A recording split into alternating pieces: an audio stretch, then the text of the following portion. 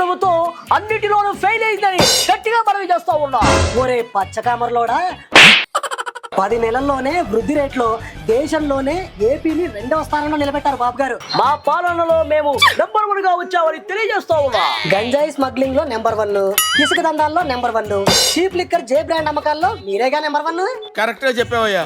నీ వెటకారాలు మరీ ఎక్కువయ్యాయని ఫీల్ అవుతా ఉన్నా. నిజాలు నీ ఆంబోతు మొహానికి వెటకారాల్లాగే ఉంటాయిలే. అంటే మేము చేసింది అభివృద్ధి కాదంట. అభివృద్ధి అంటే మీలాగా అరాచకాలు, అన్యాయాలు, అవినీతులు చేయడం కాదా.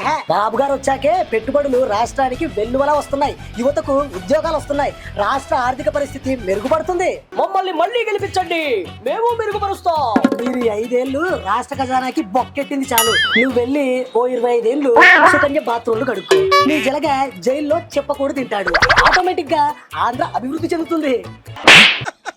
వేసేసాడు, బాగా వేసేసాడు.